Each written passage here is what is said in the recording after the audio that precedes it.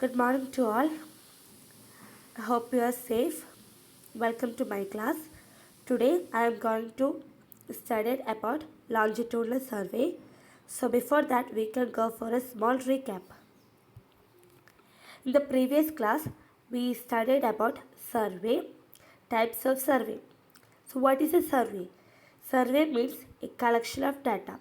It is a device for collecting data or factual information. There are two types of survey, cross-sectional survey and longitudinal survey. Again, the longitudinal survey is divided into three, trend, cohort and panel. So first, cross-sectional survey. Cross-sectional survey refers to collection of samples at a single point of time. Here we are collecting the samples from the same population at different period of time. Same point of time. Next one is longitudinal survey. In longitudinal survey, we collect the information at different period of time or different point of time. So it is a periodical study or periodical survey. Here we are collecting the data or collecting the samples at different period of time. So what is a longitudinal study? The researcher studies the people or phenomena at more than one point of time. Data on dependent variables are gathered at two or more points in a time, which means the data are collected from the same population at different period of time. It helps to identify the cause and effect relationship because we are collecting the data from the same population at different period of time, so we can find a relationship between these two data. Next, it takes more time, effort and cost more than cross-sectional study. In cross-sectional study, we collect the samples at a single point of time. But here we collect the samples at different point of time. So it takes more time, effort and cost. Data are collected at two different points in a time. Study is carried longitudinal across the period. So in longitudinal survey, we are collecting the data or collecting the samples from the same population over different period of time or different point of time. There are three main types of longitudinal survey. These are trend, cohort and panel study. First one is trend study. It is a longitudinal study which samples from different groups of people at different point of time. Same population but different samples over a period. In trend studies, we are collecting the samples from the same population but the different samples from the different period of time. Here the population is same but the groups are different and the time are different. For example, we are conducting a survey in Thrissur district. We takes in 2017 we takes a group of people and 2018 we takes another group of people. Here the population is same because we are conducting the survey at Thrissur district. So the population is same but the peoples are different. In 2017 we collect the samples. For example, we collect the samples from Irilalakuda, peoples of Irilalakuda. And 2018 we collect the details of peoples in Chalakudi. Here the population is same, which means we are taking the survey in Thrissur district, which means the population is same but the peoples are different, the samples are different and the time is different. First survey is conducted in 2017 and second one is conducted in 2018. So here the population is same but the peoples are different and the time is different. For example, here I wrote an example. A survey in a village in 2018 and 2019. The population is same but we are taking different peoples, different group of people.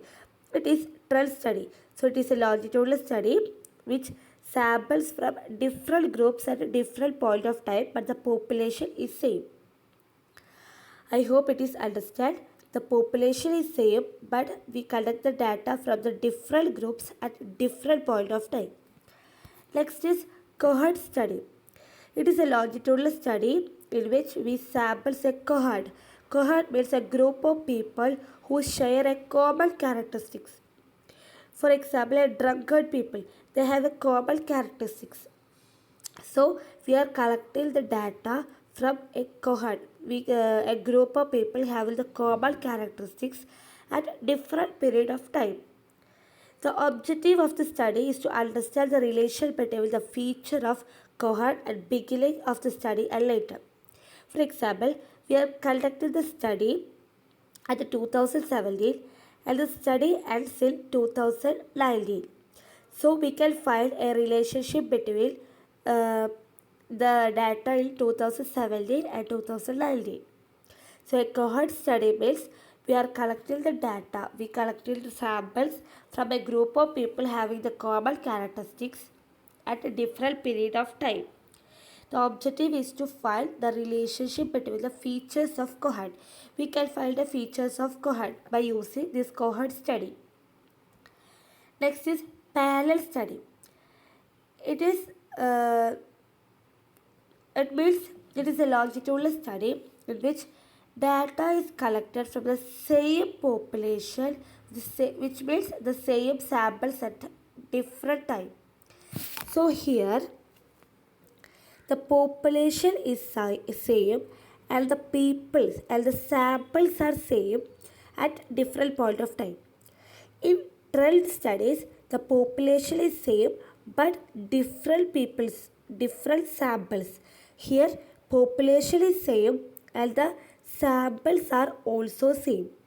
For example, a survey in a group in 2017 and 18, data is collected from the same person both time, which means a survey is collected in Thrissur district from the same people in different period of time. In 2017, we collect the samples from the same peoples, and also in 2018, we collect the samples from these peoples. So here the population is same and the peoples, the group of peoples are also same, but different point of time. It is quite different from trend study. Trend study, the population is same, but peoples are different. Here the population is same and also the peoples are also same. It is a difference between trend study and parallel study.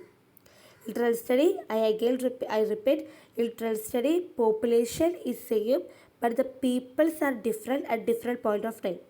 Here the population is same and also the peoples are also same. So we are collecting the data from the same peoples at different point of time. So there are three studies: trend, cohort, and panel. I hope it's clear. Next is method of survey. There are two types of methods. Two methods: census method and sample method. Census is a very common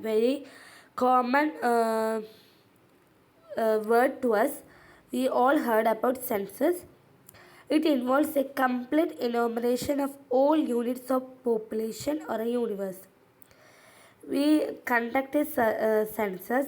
We get the details about the entire population, which means from which people we have to collect the data. We can get all the data, all the information about this population by using census.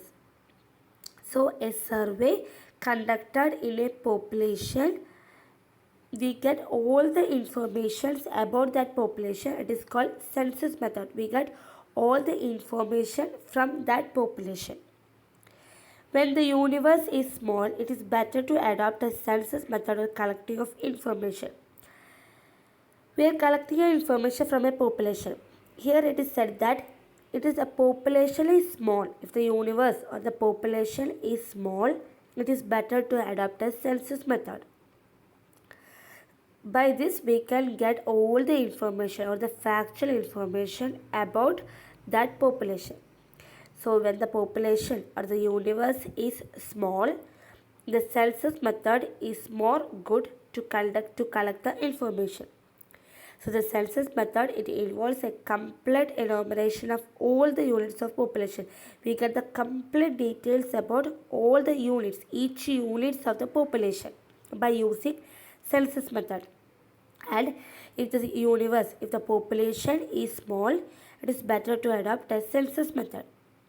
Next is merits of census method. Data collected from every items of the population. We can get the information about a single unit of the population. For example, uh, we are collecting a survey, we collecting a census, we get a complete detail about a family in that place, about the family members, age, number of the members. We get all the details, all the small details from that population, from that population using the census method. Next, more accurate result. We get more accurate result by using census method, and intensive study is possible. We can get a very small information by using this census method. The fourth point, collected data can be used for further studies. These collected data not only used for one purpose, it can be used for many purposes. It is used for further studies also. So in census, the data are collected. We can get the data from every item, every unit of the population. It is accurate and intensive studies possible, and these collected data can be used for further studies. Next is demerits of census method. More time, effort and money. We know that each family or each units data are collected from each units from the population. So we need more time and more money. It requires a large number of enumerators. We said that the census method involved a complete enumeration of all the units. So we need, for conducting a census method, we need a large number of enumerators. The third point, it is not possible if the universe is infinite. I already said that when the universe is small, it is better to adopt the census. For conducting a census method, the universe should be small.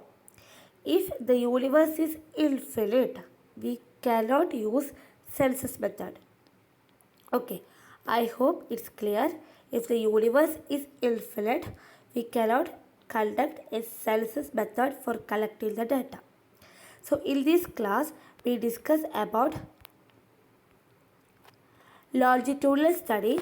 Longitudinal study means collection of data from the same population at different period of time. It is a long-term analysis.